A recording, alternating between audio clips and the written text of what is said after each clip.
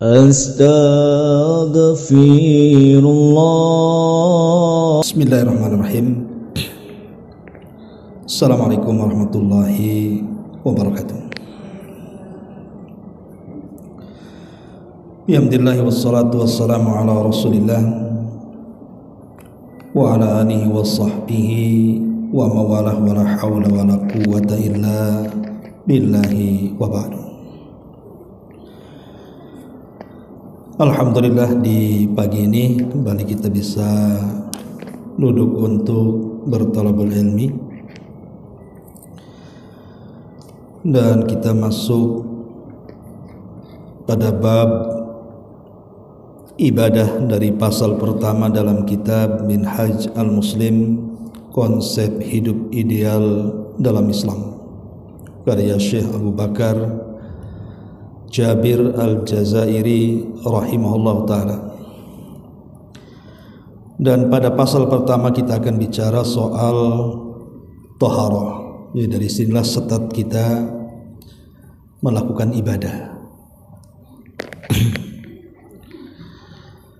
Di sini pengarang membuat beberapa bab dalam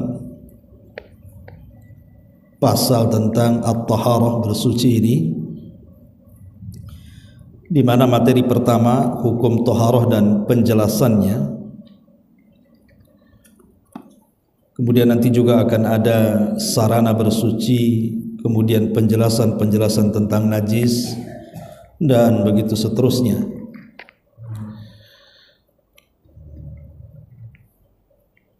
Di antara hukum taharah yang disebutkan di sini, bahwa taharah itu hukumnya adalah wajib berdasarkan Alkitab dan As-Sunnah, diantaranya surah Al-Ma'idah ayat 6, wa in kuntum junuban fattahharu, dan jika kamu junub maka bersucilah, artinya mandilah. Dan juga Allah mengatakan wa thiyabaka fatahhir, dan pakaianmu bersihkanlah.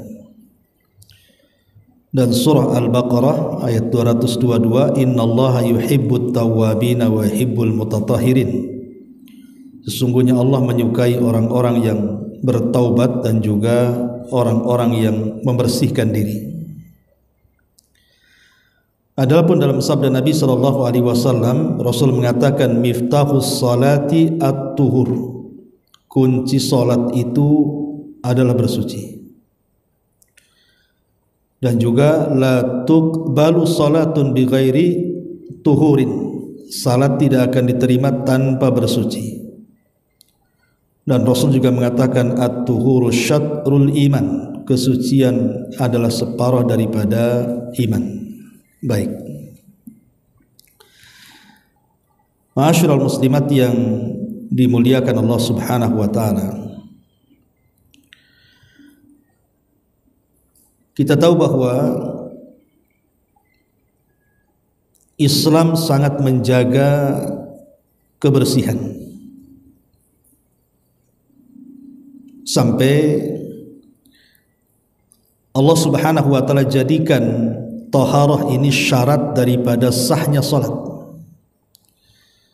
Artinya kalau salat tidak bersuci alias membawa hadas ataupun najis, maka salat itu tidak diterima alias ditolak.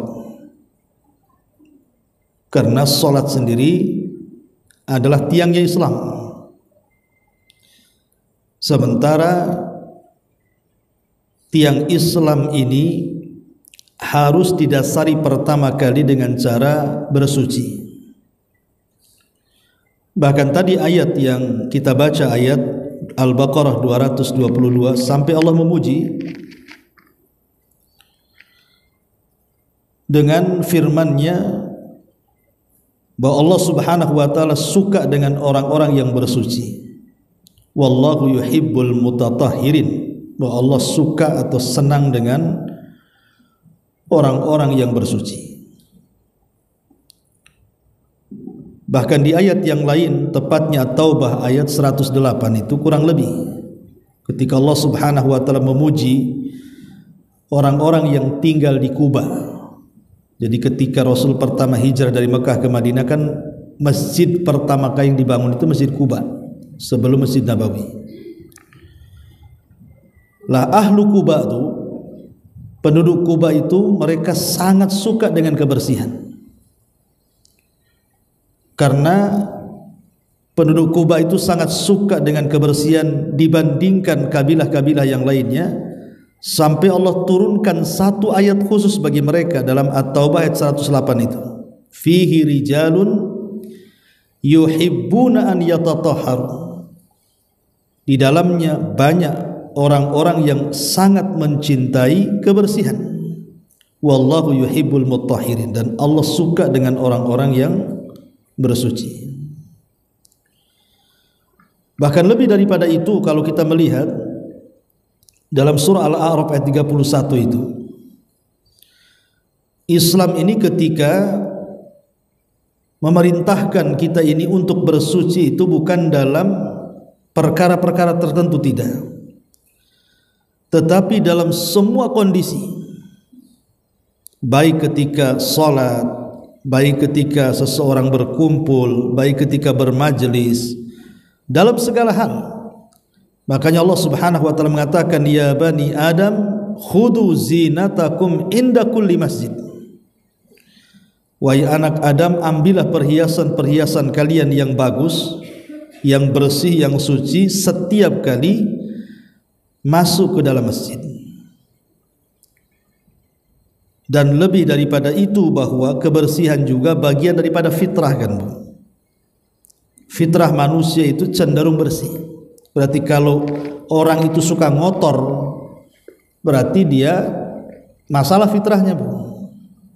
Karena Rasul yang mengatakan al-fitratu khamsun, bahwa fitrah manusia itu ada 5.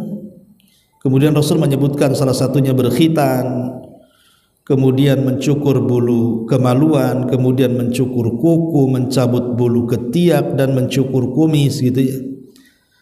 Dan itu menunjukkan bahwa kebersihan itu sesuai dengan fitrah manusia. Bahkan kalau seandainya ada orang yang melakukan hubungan suami istri, ataupun mungkin seorang wanita yang sudah selesai dari haid dan nifas, gitu ya, sampai-sampai syariat ini suruh untuk melakukan mandi besar atau mandi junub dengan membasuh seluruh badan dari kepala sampai kaki. Itu menunjukkan bahwa Islam itu sangat cinta dengan kebersihan. Termasuk juga perintah bersiwak. Sampai Nabi mengatakan, laula an asyqa ala ummati la amartuhum bisiwaki inda kulli wudu. Kalau seandainya tidak memberatkan kepada umatku, tentu aku perintahkan mereka bersiwak setiap hendak melakukan wudu. Dalam riwayat, bersiwak hendak melakukan salat. Artinya dari sini bahwa Islam itu sangat-sangat memperhatikan soal kebersihan. Ibu yang pernah ke Singapura tentu bisa ibu lihat bagaimana gayanya orang Singapura dalam kebersihan kan. Dari Singapura loncat ke Batam, itu antara langit dan bumi itu. Apakah kita katakan bahwa negeri kafir lebih baik? Tidak. Kebersihan itu sudah diatur dalam Islam. Lah cuman yang memegang aturan itu orang kafir, padahal aturan itu datang dari Islam. Seandainya negeri Islam itu kemudian betul-betul mengamalkan syarat Islam, ya tentu negeri Islam akan jauh lebih bersih dibandingkan negeri kafir, karena konsepnya sudah jelas. Apalagi toharoh sendiri adalah alamat dari alamat-alamat keimanan, alamat-alamat keimanan baik di dunia ataupun di akhirat.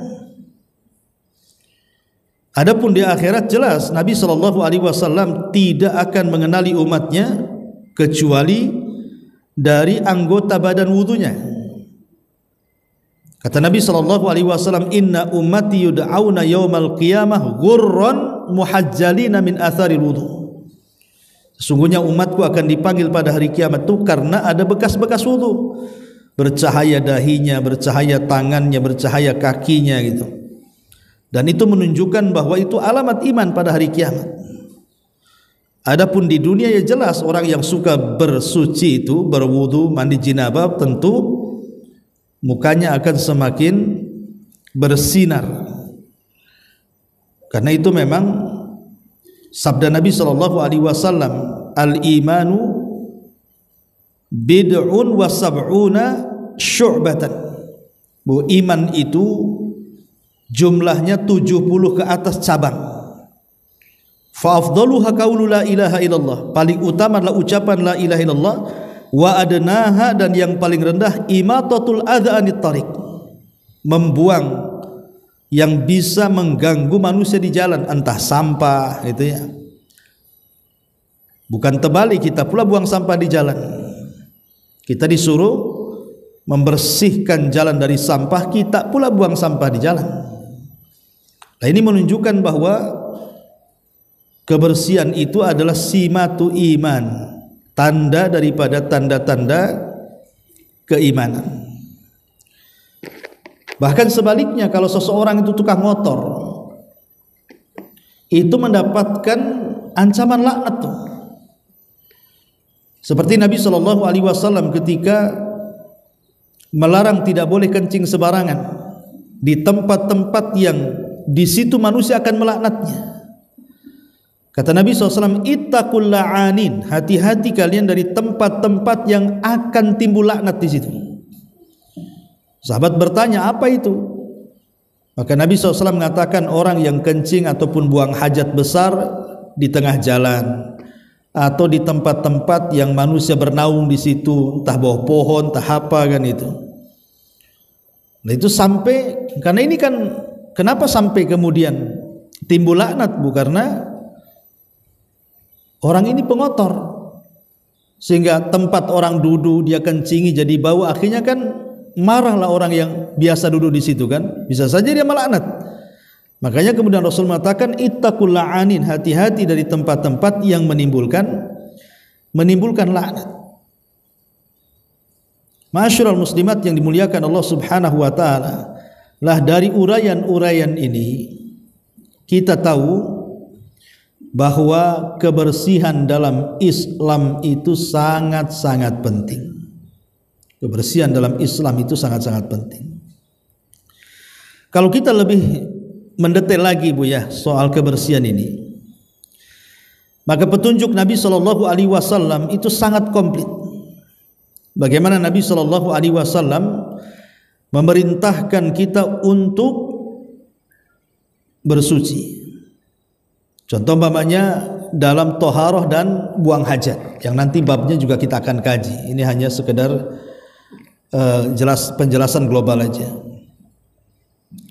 Nabi SAW sampai menjelaskan bagaimana petunjuk orang yang buang hajat itu. Itu menunjukkan bahwa Nabi SAW mengajarkan kebersihan. Sampai masuknya saja kita suruh berdoa tuh, Allahumma inni a'udzubika minal khubthi wal khaba'is. Keluarnya lagi suruh berdoa ghufranak. Kemudian ketika sedang buang hajat, Nabi SAW mengajarkan bagaimana caranya. Seperti kebanyakan Rasul kencing itu duduk umpamanya kan. Kenapa? Supaya tidak kecipratan najis gitu ya. Bukan berarti kencing berdiri tidak boleh bagi laki-laki. Tetapi kan intinya duduk ataupun berdiri itu maksudnya yang penting bagaimana caranya najis itu tidak kembali kepada orang yang kencing. Kemudian juga Nabi SAW mengatakan kalau tidak ada air boleh dengan batu dengan jumlah yang ganjil. Kemudian tidak boleh dengan tangan kanan. Kemudian harus menjauh dari manusia. Kemudian juga mengangkat pakaian supaya tidak terkena najis. Nah, ini kan petunjuk-petunjuk Rasul dalam kebersihan dalam bab qadha'il hajah. Ataupun ketika berwudu. Seperti mamanya Nabi SAW mencontohkan kepada kita itu setiap sholat beliau berwudu walaupun dia punya wudu. Nabi itu setiap sholat wajib itu berwudu walaupun sebenarnya dia tidak batal gitu ya. Ya tadi menjaga kebersihan namanya. Atau terkadang Nabi SAW saat wudhu sendiri lihat kondisi air kan itu, tapi tetap dia berwudhu entah sekali basuhan atau 2 kali basuhan atau paling banyak 3 kali basuhan, dan begitu seterusnya. Ya, termasuk juga dalam wudhu itu ada namanya berkumur-kumur, masukkan air ke hidung, masukkan air ke telinga. Ini gunanya apa coba kalau bukan untuk kebersihan? Ini kan kebersihan badan kita semuanya. Termasuk juga petunjuk Nabi SAW dalam tayamum. Itu juga menunjukkan kalau tidak ada air, maka tayamum dalam bentuk penyuciannya. Ma'asyiral muslimat yang dimuliakan Allah Subhanahu wa taala, intinya bahwa di sini dari uraian tadi dari awal sampai akhir itu bagaimana Islam ini sangat memperhatikan kebersihan.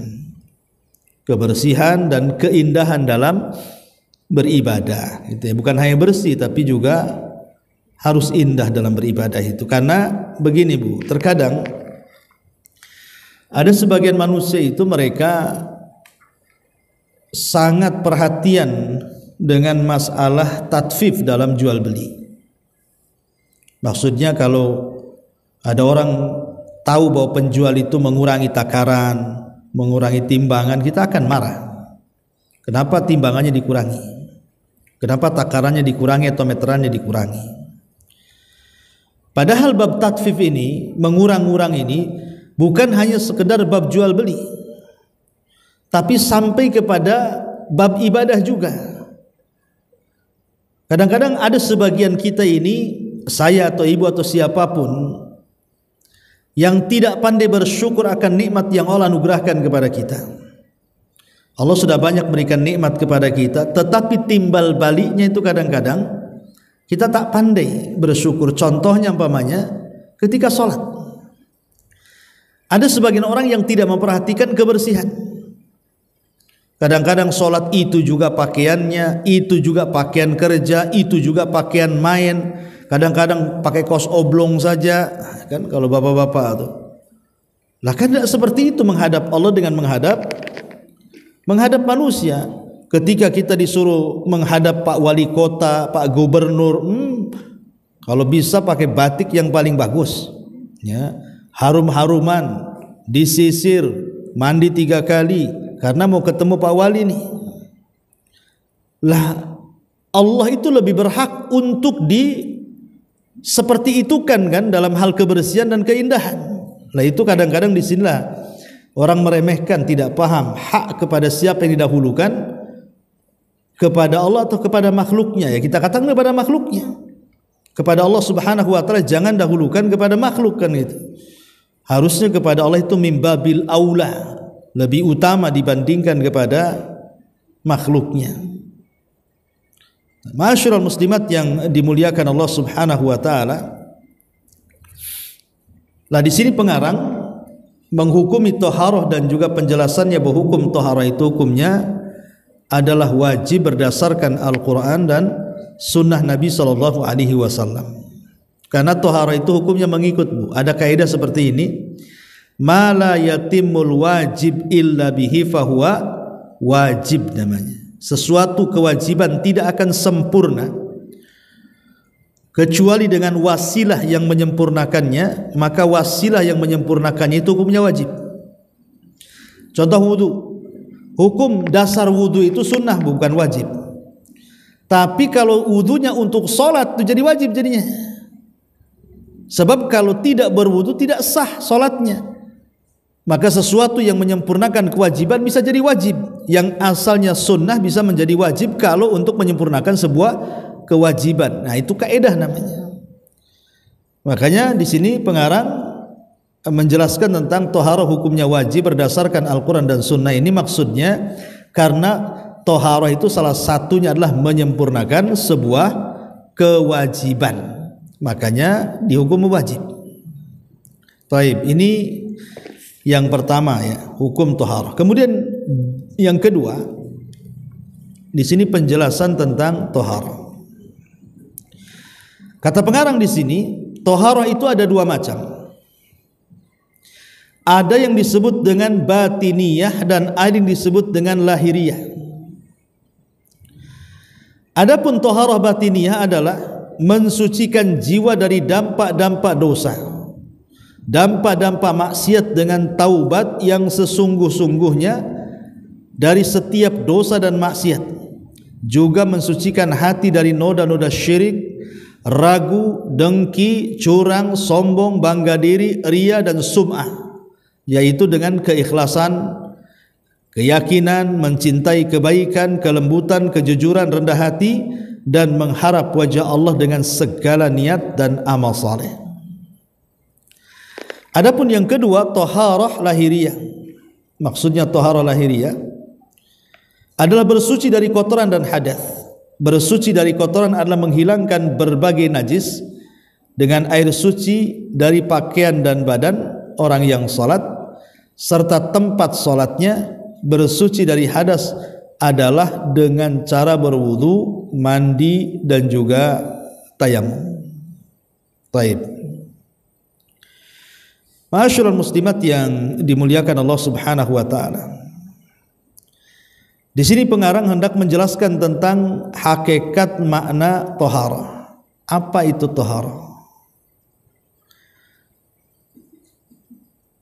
Makna taharah di sini secara bahasa, taharah itu artinya an-nadhafah, kebersihan,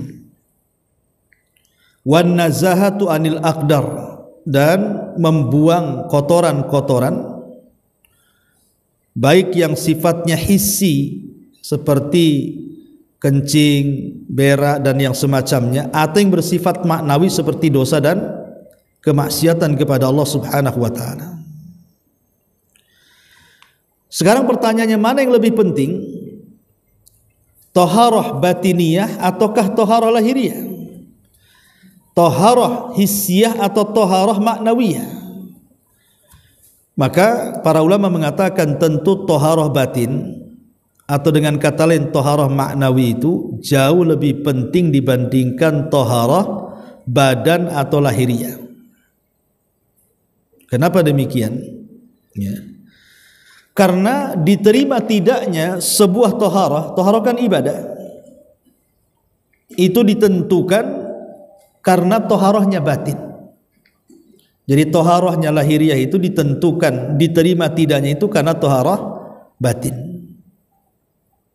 Ya, taharah batin ini berkenaan dengan masalah keikhlasan, kemudian juga keyakinan sebagaimana disebutkan di sini, mengharap kebaikan, kelembutan, kejujuran, rendah hati dan mengharap wajah Allah dan begitu seterusnya. Itu namanya taharah batin, atau dengan kata lain iman dalam hati. Adapun taharah lahiriah itu kan hanya membersihkan badan saja. Sekarang badan sudah bersih, Bu. Ibu badannya kinclong karena hari-hari ibu mandi, hari-hari ibu kasih perawatan badan itu. Tapi kalau hatinya kotor, penuh dengan dengki, penuh dengan riya, sombong, bangga diri dan begitu seterusnya, maka orang tidak suka, apalagi Allah. Ya. Tapi ada orang yang mungkin badannya kurang terawat, tapi akhlaknya bagus, Bu. Hatinya ikhlas. Kadang-kadang orang suka pula yang kayak gini tuh. Bagaimana dengan orang yang menggabungkan dua-duanya tuh? Sudah badannya bersih, hatinya pula bersih, makin mantap lagi kan itu. Makanya di sini mu'alif ingin menjelaskan bahwa ingat taharah itu ada dua macam, dan taharah yang paling utama adalah taharah batiniyah dibandingkan taharah lahiriah, walaupun dua-duanya penting. Tapi kan kita bicara soal mana yang lebih afdal. Karena orang yang dalam hatinya penuh dengan kesyirikan, menyembah kepada selain Allah Subhanahu wa taala, walaupun badannya bersih, buat apa orang seperti ini? Orang seperti ini dianggap buruk di hadapan Allah Subhanahu wa taala dan dianggap najis walaupun badannya bersih. Makanya Allah mengatakan innamal musyrikuna najasun. Sesungguhnya orang-orang musyrik itu najis, bukan badannya yang najis, Bu, perbuatannya najis. Ya, jadi lihat bagaimana pentingnya seseorang itu taharah qalbi, atau dengan bahasa yang lain yang sering kita dengar adalah tazkiyatu nafsi namanya, membersihkan jiwa. Tazkiyatun nufus, membersihkan jiwa-jiwa itu lebih utama dibandingkan membersihkan badan. Ma'asyiral muslimat yang dimuliakan Allah Azza wa Jalla, ini penjelasan yang kedua. Yang ketiga, kita masuk pada materi kedua, sarana bersuci. Karena ini sudah masuk masalah fikih Bu, nanti kalau sudah masuk pada bab etika buang hajat dan seterusnya, nanti akan banyak perselisihan ulama ya. Tetapi ini penting untuk kita pelajari, karena kalau sudah masuk bab ibadah ini kan masuk bab keseharian kita Bu, yang kita lakukan hari-hari itu nanti kita akan jelaskan dari bab thaharah ini. Taib, di sini materi kedua, sarana bersuci. Bersuci bisa dilakukan dengan dua sarana. Pertama, air mutlak. Apa air mutlak itu? Air yang masih murni, yang belum tercampur dengan apapun yang dapat merubahnya, baik itu sesuatu yang najis ataupun sesuatu yang suci. Air murni ini adalah seperti air sumur, kemudian juga air dari mata air, air lembah, air sungai, air salju yang mencair dari salju, air laut walaupun asin gitu ya. Nah, ini disebut air mutlak Bu. Jadi air mutlak itu belum tercampur apapun, sebab kalau sudah tercampur najis maka akan keluar dari kemutlakannya. Tetapi bercampurnya air najis pun harus ada tiga perkara yang menjadikan keluar dari kemutlakannya itu. Pertama, berubah warnanya. Kedua, berubah rasanya. Yang ketiga, berubah baunya. Jadi kalau ada air, contohnya umpamanya ibu nampung air sumur, atau ibu mengambil air dari mata air, atau mengambil dari air hujan ibu tampung, atau mengambil dari lautan. Ini kalau belum ada campurannya Bu, itu disebut mutlak namanya, air satu ember itu. Artinya air mutlak itu suci dan mensucikan. Suci dan mensucikan, artinya suci bisa diminum airnya itu, bisa untuk cuci pakaian, dan mensucikan artinya bisa untuk berwudu dan mandi junub. Nah, itu disebut air mutlak Bu. Air yang suci dan mensucikan disebut air mutlak. Lah, tapi kalau seandainya nih ibu umpamanya punya air satu ember, qadarullah, kemudian ibu masukkan anak ibu di dalam ember itu, ibu mandiin, rupanya dia kencing pula di dalam ember itu.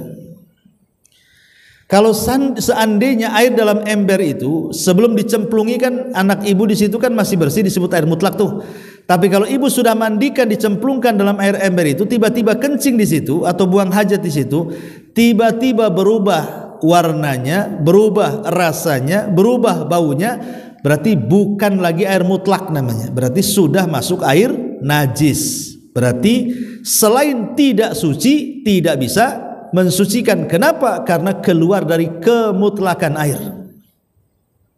Ini contoh satu. Contoh yang kedua, mungkin yang merubahnya itu bukan najis. Contoh umpamanya ibu bawa air satu timba, satu ember dari sumur, kemudian ibu masukkan tepung di dalamnya, otomatis air yang mutlak ini sudah berubah kan Bu, menjadi air tepung. Berarti sudah berubah warnanya, rasanya dan baunya, karena sudah ada perubahan. Cuman yang merubahnya kan tidak najis. Lah kalau yang merubahnya tidak najis, lihat, kalau seandainya yang merubahnya itu lebih mendominasi air, lebih banyak tepungnya dibandingkan air Bu, maka air itu hanya suci tapi tidak mensucikan.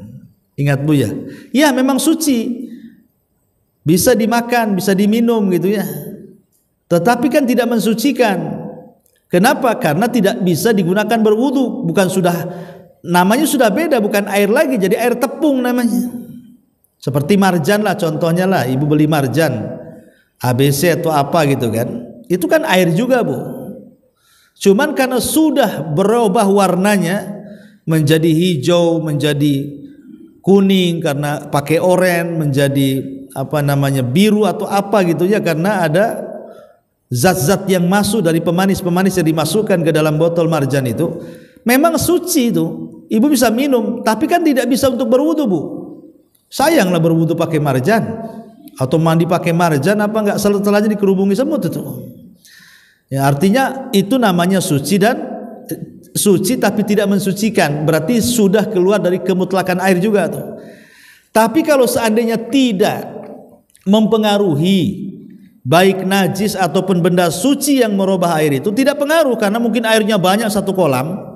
Ibu kencing dalam kolam pun gak akan ngaruh gitu ya. Cuma sekarang kan ada obat tuh kalau kencing ketahuan tuh. Ya. Anggaplah gak ada obatnya kolam itu, jadi ibu kencing rame-rame pun tak nampak di situ. Kalau memang tidak ada perubahan, kalaupun seandainya kencing di situ kok gak berubah rasanya, gak berubah warnanya, gak berubah baunya, maka tidak keluar dari kemutlakan air. Air itu masih tetap dikatakan suci dan mensucikan. Ataupun yang merubahnya itu mungkin benda-benda yang tidak najis seperti tepung, seperti tadi gula dan yang lainnya. Nah, karena tidak merubah rasa dan juga bau dan juga warnanya, berarti tidak keluar dari kemutlakan air. Artinya masih suci dan mensucikan. Di sini Allah mengatakan wa anzalna minas sama'i ma'an tahura, dan kami turunkan dari langit air yang amat sangat bersih. Al-ma'u tahurun illa an taghayyara rihuhu aw ta'muhu aw launuhu binajasatin tahdutsu fihi.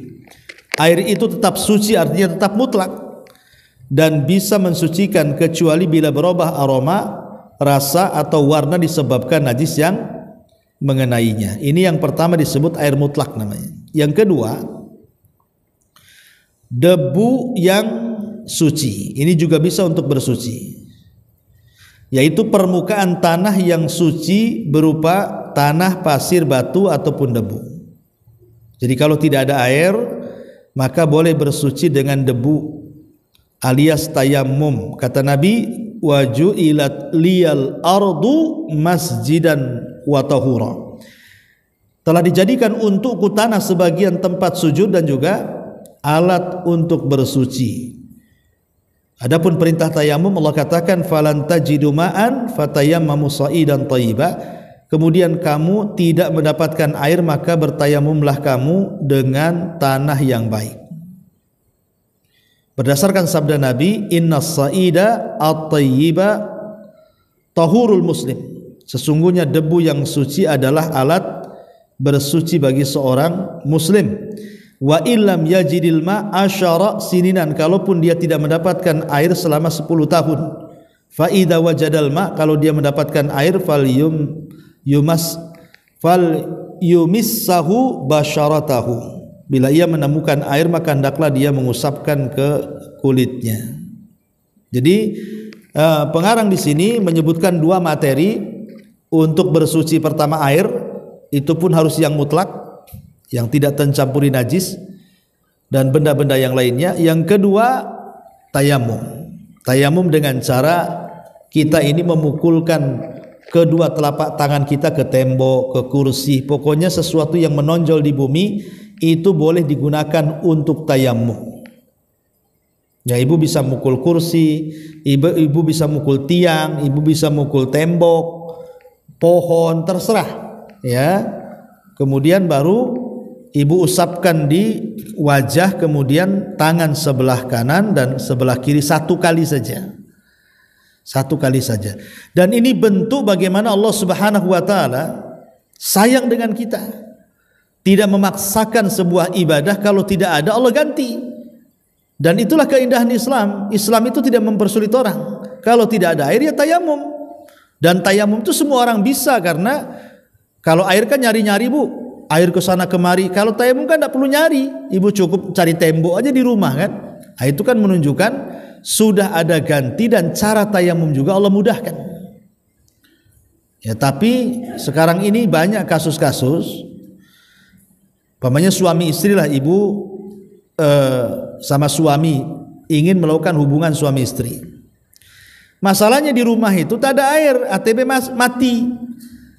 Akhirnya tak jadi hubungan kan gitu. Alasannya apa? Ah, tak ada air bang, besok mau mandi apa ini katanya. Kita junub. Dia tidak paham bahwa ada pengganti mandi. Dengan cara apa, Bu? Tayamum. Ya.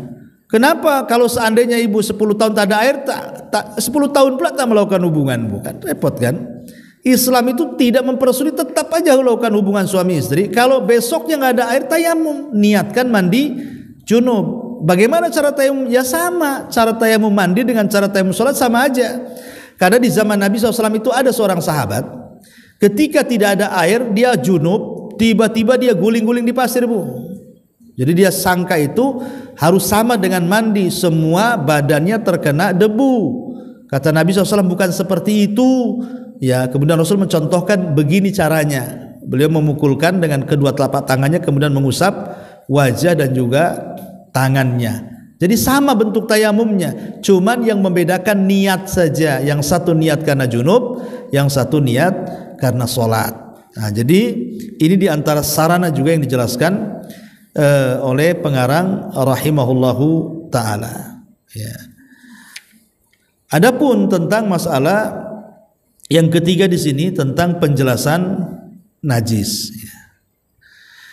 Ada bedanya kan, Bu? Kita kan sering dapat istilah tuh di masyarakat, ada namanya najis, ada namanya hadas. Nah, apa bedanya najis dengan hadas itu, ya kan? Ada yang mengatakan bahwa hadas itu lebih umum dibandingkan najis. Sebab najis itu biasanya digunakan untuk sesuatu yang terlihat zatnya. Itu disebut najis, nampak gitu bentuk zatnya itu, seperti kotoran atau kencing itu kan nampak, Bu, ya. Tapi kalau hadas ini bisa tampak bisa tidak. Contoh namanya ibu kentut. Nampak ibu kentutnya ibu kayak apa? Kan nggak nampak, Bu, bentuknya seperti apa orang kentut itu kan. Orang kentut itu hanya ketahui bau dan ledakannya saja kan, Bu. Tapi bentuknya seperti apa kan tidak tahu. Lah itu disebut hadas, bukan najis, karena nggak nampak. Ya, jadi hadas itu lebih umum. Setiap najis itu masuk dalam kategori hadas, tapi tidak semua hadas itu dia najis gitu ya. Ini harus dipahami tentang masalah istilah tentang najis di sini.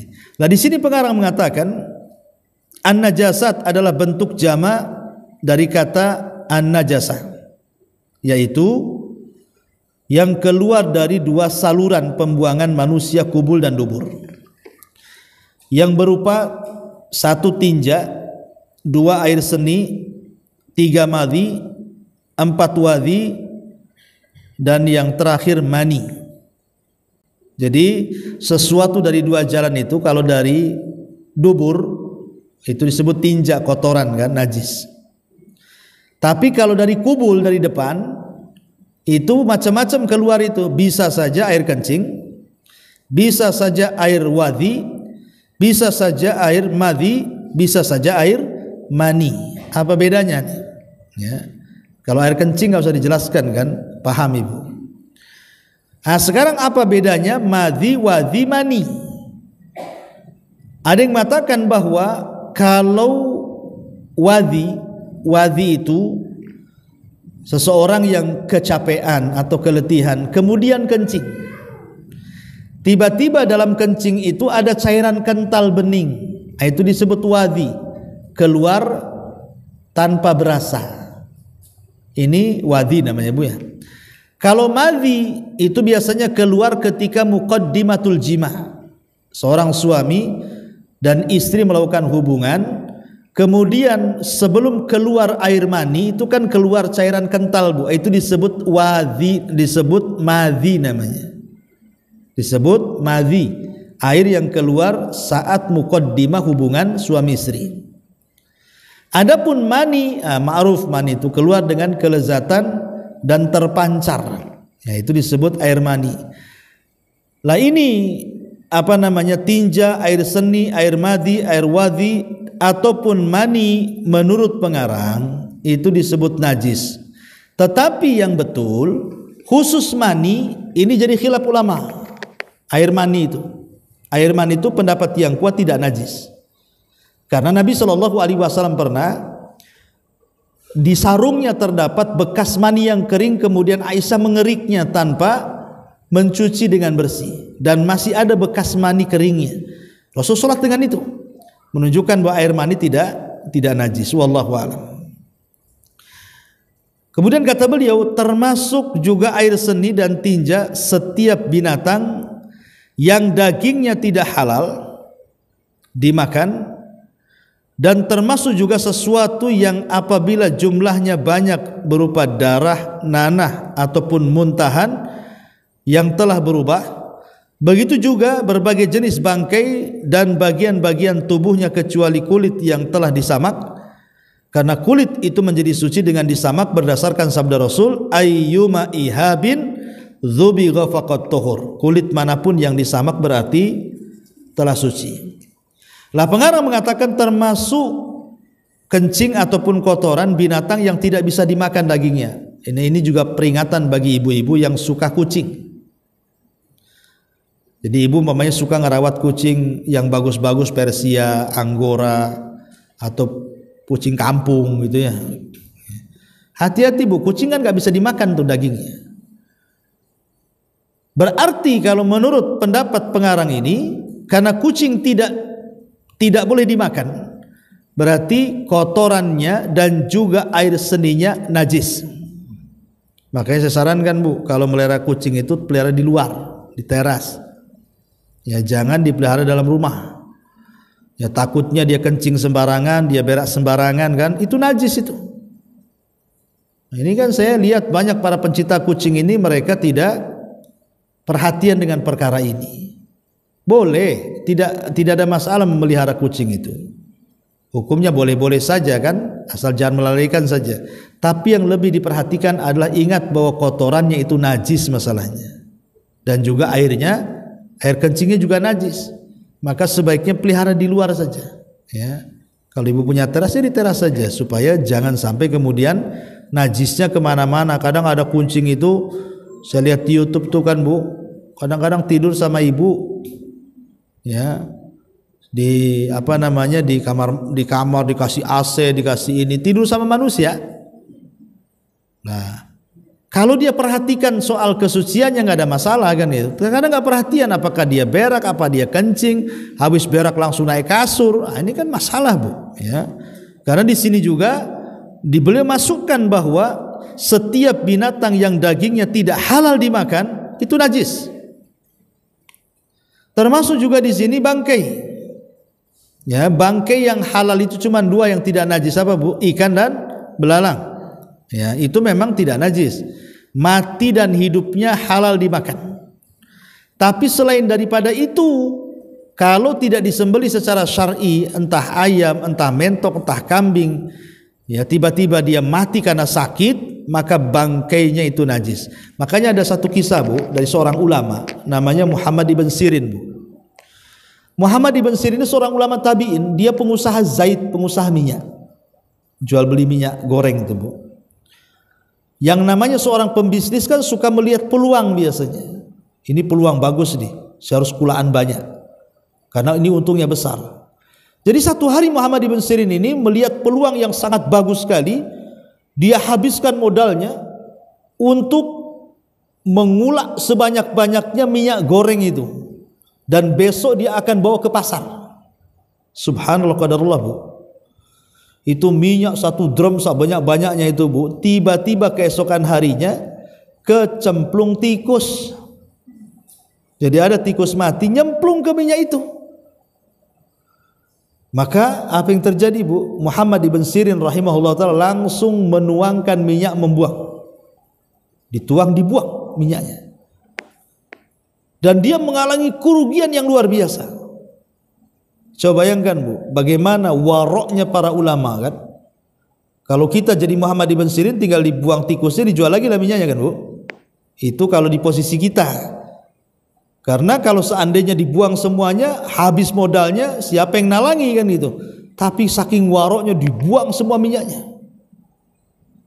Kenapa? Karena bangkai itu najis masalahnya.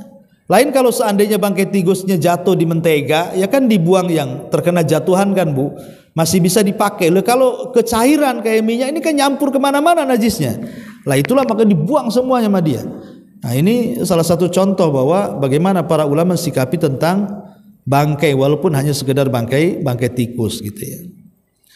Nah, jadi kecuali di sini kulit yang telah disamak, karena kulit itu menjadi suci dengan disama. Wallahu alam. Ini diantara mukaddimah bab tahar, insyaallah pekan depan kita masuk ke etika buang hajat dan hukum-hukum pasal-pasal yang lainnya. Wallahu a'lam. Tapi sebelum saya tutup, kalau ada yang bertanya silakan.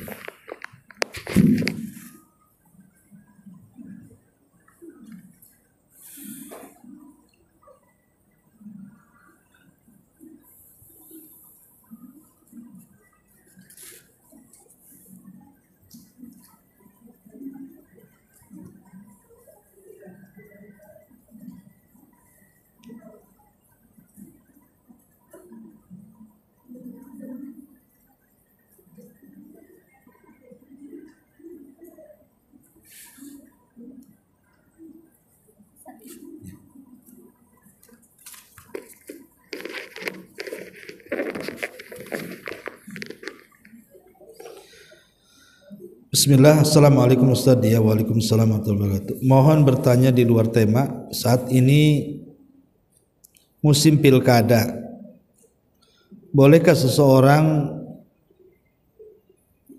mendukung salah satu calon yang disukai, tetapi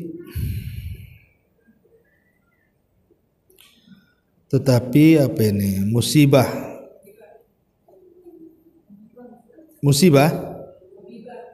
menggibah, tapi menggibah calon lain untuk menaikkan calon yang didukungnya? Tidak boleh.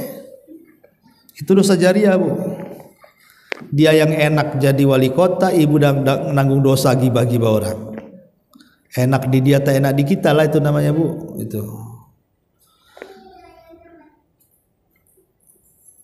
Jadi gibah-gibah jariah ini kan kalau saya katakan gibah nasional. Jadi ada gibah rumahan, ada gibah nasional. Nah, ini gibah nasional namanya. Gibah nasional itu ya gibah yang dilakukan 5 tahun sekali tuh. Kalau pemilihan gubernur, wali kota sampai ke tingkat presiden, nah itu banyak penggibah itu. Ada yang dibayar alias buzzer, ada yang tidak dibayar, ikhlas tapi berdosa. Ya. Sekarang masalahnya, Bu, kenapa harus gibah? Tidak perlu gibah. Kalau ibu cocok dengan pemimpin tertentu, ya sudah pilih saja. Ya. Kecuali kalau begini, Bu, calonnya itu berat sebelah, yang satu mukmin, yang satu kafir. Nah, itu lain cerita, Bu ya. Ini kalau saya tidak milih yang muslim, yang kafir maju nih.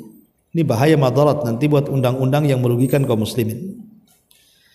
Maka kita boleh ya memperkuat pemimpin yang kita anggap muslim untuk menyelamatkan akidah dan agama kita. Kemudian kita mengajak manusia jangan sampai memilih dia. Tapi dengan cara yang santun juga, tidak bisa perkara-perkara yang nggak ada sama dia. Kemudian kita ada-adakan dengan cara menyebar berita hoax ataupun menggibahnya. Tidak boleh. Tapi masalahnya ini calonnya bagus-bagus, semuanya, dua-duanya muslim, dua-duanya taat, dua-duanya syahadat, keluarganya juga sama gitu ya, seorang muslim. Maka apa yang kemudian kita harus menggibah satu dan membela yang lainnya? Ya, jadi sebaiknya jangan menggibah, karena ini dosa jariah. Takutnya, Bu, menggibah lewat medsos, tiba-tiba di copy paste menjadi viral, yang nonton jutaan bahkan ratusan juta. Ini kan dosanya makin banyak. Sementara ketika dia yang menang, kita nanggung dosanya, dia yang enak-enak pula jadi di situ. Karena kan dia tidak bisa menanggung dosa kita, itu dosa kita masing-masing. Maka sebaiknya tidak usah gibah. Apalagi skala gibah nasional ini lebih besar dosanya. Contoh yang sering saya katakan, umpamanya ada orang yang tertuduh korupsi, Kan diviralkan dulu tuh. Di negeri kita kan sifatnya diviralkan. Si anu korupsi, si anu korupsi. Akhirnya disidangkan. Tidak terbukti dalam sidang. Kemudian dikeluarkan dari pengadilan. Apa kata orang-orang? Koruptor kok dibebaskan katanya. Nah, ini kan kemudian jadi trending topik akhirnya kan. Semua bicara soal dia. Itu kan tanggung jawab pengadilan. Kalau dia membebaskan berarti tidak ada kesalahan. Dohirnya kan begitu. Walaupun entah hakimnya disogok, entah hakimnya itu kan di luar daripada itu urusannya dengan Allah kan. Tapi kita kan lihat dohir. Ya, maka sekali lagi jangan suka menggibah, apalagi skala gibahnya ini nasional. Semua orang bisa baca, semua orang bisa dengar kan. Ini bahaya. Lurus-lurus sajalah hidup itu. Ya. Taib. Kemudian bismillah, ini juga ada pertanyaan kedua. Semoga Ustaz dan keluarga senantiasa dalam penjagaan. Amin ya rabbal alamin. Jazakallahu khairan doanya. Afwan Ustaz, izin bertanya, jika dalam penampungan masuk kecoa dan saat itu kita mau berwudu, apakah air penampungan boleh dipakai? Dan bagaimana jika dalam penampungan juga ada kotoran cicak? Kaedahnya jelas, Bu. Kaedahnya jelas. Kalau ada benda yang masuk ke air yang digunakan untuk bersuci, itu bisa merubah. Satu warnanya, dua rasanya, tiga baunya. Dan yang merubahnya najis, maka najis, tidak boleh dipakai. Tapi kalau airnya banyak, walaupun kecemplungi najis, tapi kalau tidak berubah rasa, warna dan baunya, maka tetap air itu disebut air mutlak. Berarti masih bisa bersuci. Pertanyaannya berubah atau tidak air itu? Itu saja sebenarnya. Kalau tidak berubah tidak apa-apa, hantam aja berwudu di situ. Sama dengan ibu umpamanya ke kebun atau ke sawah, datang waktu sholat, tiba-tiba depannya ada kolam tapi keruh. Ibu tidak bisa langsung hukumi itu air najis. Bisa saja mengeruhkannya itu tanah, dan tanah tidak najis. Kecuali ibu ada buktinya di situ ngambang gitu ya, ada kotoran orang, berarti yang merubah ini najis. Tak boleh di situ ibu berwudu di situ. Ya, jadi ini harus dipahami juga. Kemudian pertanyaan selanjutnya, ada air bak gentong air yang tidak cukup 2 kula. Kadang terciprat air sabun atau mungkin ada percikan air kencing, maka hukumnya gimana? Iya, tentang masalah air 2 kula ataupun kurang ataupun lebih itu nanti ada pembahasannya. Ya, air 1 kula itu berapa, 2 kula itu berapa. Tetapi para ulama mengatakan tetap berpatokan kepada kaedah yang diambil dari hadis, walaupun dilemahkan hadisnya, tetapi menjadi kesepakatan isinya. Ada ijma ulama yang mengatakan apakah air di bawah 2 kula ataukah air di atas 2 kula, kalau berubah warna, rasa dan baunya karena sebuah najis, tetap dikatakan air najis. Tapi kalau tidak berubah warna, rasa dan baunya, ya mau di atas 2 kula sekalipun atau di bawah 2 kula, maka tetap bisa dijadikan bersuci. Itu kesimpulannya. Adapun rinciannya nanti kalau sudah sampai di babnya. Ya, wallahu alam. Karena ini nanti pembahasan fikih memang menarik ya, kalau sudah sampai waktunya, karena nanti akan banyak pendapat, banyak perselisihan ulama gitu kan. Ya, tetapi memang penting dipelajari karena ini kan menyangkut keseharian kita, Bu, ibadah kita kepada Allah Subhanahu wa taala. Wallahu alam. Ini yang bisa. Ada yang boleh? Waalaikumsalam.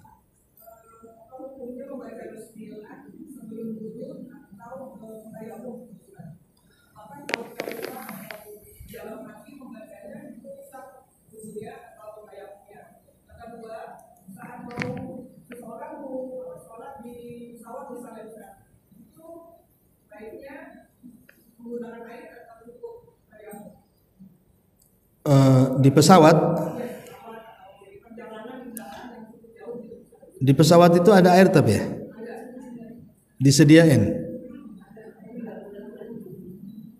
atau enggak? Iya, maksudnya disediain untuk wudu. Oh, cuman ke toilet aja. Oh, hanya sekedar itu. Iya. Taib, yang pertama Bu, masalah basmalah dalam wudu itu, Syekh bin Baz ditanya tentang masalah ini. Beliau mengatakan bahwa tasmiyah, membaca basmalah di permulaan wudu itu menurut mayoritas ulama sunnah hukumnya. Ya. Tapi tidak dilakukan lagi. Ada juga yang mengatakan wajib. Ada ulama yang mengatakan wajib. Tetapi jumhur atau mayoritas para ulama bahwa hukum membaca basmalah ketika berwudu itu tidak sampai kepada tingkat wajib. Maknanya karena sunnah saja, berarti kalaupun ditinggalkan tidak memadaratkan wudunya, walaupun ditinggalkan secara sengaja ataupun lupa, karena sunnah saja hukumnya. Dan ini pendapat mayoritas para ulama. Memang Imam Ahmad berbeda dalam hal ini. Imam Ahmad mengatakan wajib ketika permulaan wudu. Artinya kalau seandainya seseorang lupa tidak baca basmalah sah, tapi kalau ada unsur kesengajaan meninggalkannya maka wudunya tidak sah, harus diulang. Itu pendapat Imam Ahmad. Ya, pendapat Imam Ahmad, saya ulangi, baca basmalah ketika di permulaan wudu itu hukumnya wajib.